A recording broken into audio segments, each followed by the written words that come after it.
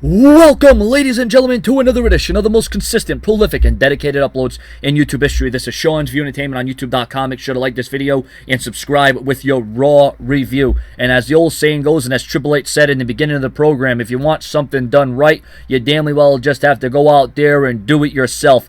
Imagine if Triple H, who has inserted himself into the WrestleMania WWE World Heavyweight Championship Triple Threat match. If he defeats Daniel Bryan, he is inserting himself into that match. Imagine what the IWC would do. Imagine the outrage. Imagine the outpour of support in the cry. All right, or the unsupport or lack of. People are saying, well, just when you think Orton versus Batista couldn't get any worse, and Triple H is the man that is standing atop the mountain when WrestleMania ends, Daniel Bryan still has a chance. There is still the possibility that Daniel Bryan is going to be in the main event, but there is also a very, very big possibility that Triple H will be in it. And that's how Raw started off. What a raucous way to start off Monday Night Raw. You know, Raw has always been known to be uncut, uncooked, and uncensored. And I'll tell you what, Triple H said that he's sick and tired of Hollywood actors coming back and grabbing their spots. He's sick and tired of champions coming around being paper champions and not being able to get the job done on their own. Speaking of Randy Orton, Triple H also said that he was going to address Daniel Bryan later on in the night. I'll tell you what, we've seen a mini Evolution reunion to kick off Monday Night Raw. I felt this was a very thorough and effective segment, and there was much animosity. You could feel the friction, and I think the WWE has trolled us in a major way. Imagine Triple H adding himself to the main event. Talk about being power hungry. Talk about throwing your weight around. That's exactly what Triple H has done. And once again, WrestleMania continues to get better with the scenarios and the stipulations that are being placed upon it, and I very much would love if Triple H was inserted into the main event, because that would just piss off that much more people. Can you imagine? Can you imagine? 4 out of 5 stars for that first segment. Later on in the evening on Monday Night Raw, the matches would start. The first match would see the Usos versus the Real Americans, and what a real match this was. This was breathtaking. This was off the charts, and this was pretty much everything I expected and more. And the Real Americans actually got their stuff together. They got on the same page, was reading out of the same book finally, and were able to pull a victory, get a victory over the WWE Tag Team Champions, the Usos, in a match that I would say was 3.5 out of 5 stars. Okay, I could give it 4 out of 5 stars because it was just that good. Up next, Sheamus defeats Titus O'Neil. We learned that Sheamus and Christian will also be in the Andre the Giant Memorial Battle Royal that will happen at WrestleMania 30. Christian was none too pleased with this and attacked Sheamus. There's a lot of bad blood. There's a lot of vendettas. There's a lot of vindictiveness going out in this Battle Royal. There's a lot that needs to be taken care of, and we're all going to get that taken care of in the Battle Royal. So I thought this was another strong segment and a pretty decent match between Sheamus and Titus O'Neil on St. Patrick's Day. Sheamus roaring in to WrestleMania, but Christian wanting to make an explanation point.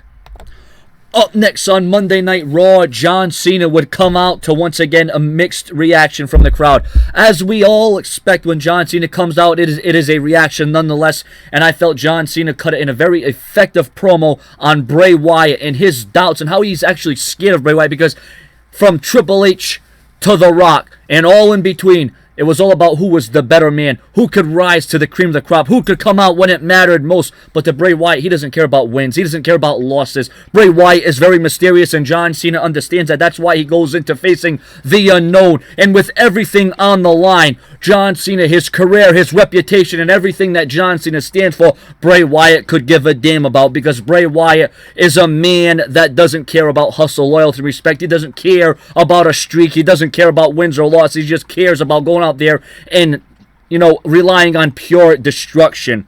Bray Wyatt would then respond to John Cena in kind, and I felt you can feel the chemistry between these two. At first I was kind of skeptical. At first I didn't know about this match. I didn't think it was WrestleMania worthy, but now the story, the angle, the anticipation, and everything behind it, I had to give it a chance, and so far I am liking what we're seeing between Bray Wyatt and John Cena, and I think it's only going to continue to get better with 2 more weeks left. I think the WWE is going to go to that place where they need to make sure people care about Bray Wyatt versus John Cena, and I think the people are going to very well get behind John Cena in this instance. 4 out of 5 stars for that segment.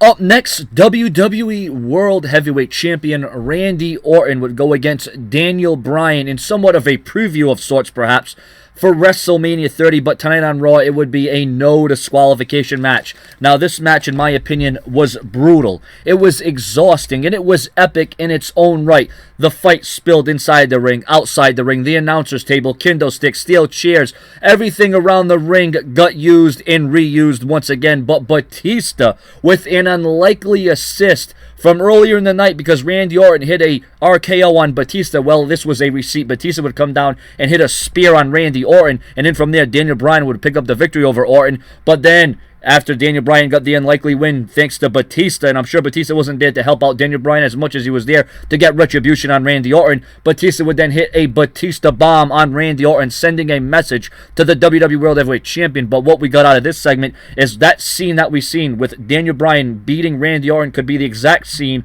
we see at WrestleMania. So this was a good match, 4.5 out of 5 stars. And so far for the 9 p.m. hour, this is the standout.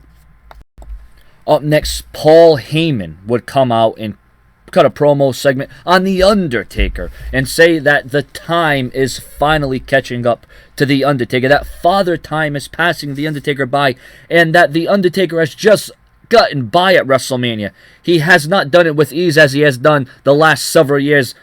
Well, if you're going back by the last 3 or 4 matches or instances The Undertaker was in WrestleMania, before that it was a breeze. There was no denying, there was no doubt in the mind, but this time Brock Lesnar is a legitimate challenge and could be a threat to the streak. So this was a pretty good promo by Paul Heyman on The Undertaker.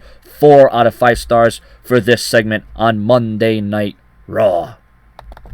Up next, Corporate Kane would come out, and he would address the Yes Movement and what happened, and as the fans were in the ring, and as they were all in favor of chanting Daniel Bryan and orchestrating the plot to take over Raw, the Yes Movement, and he would blame Jerry Lawler for being behind this. Jerry Lawler was the one that made this all possible because he had connections, because it was in Memphis, and Jerry Lawler had just the right connections to make this all possible, and Kane was not in favor of this.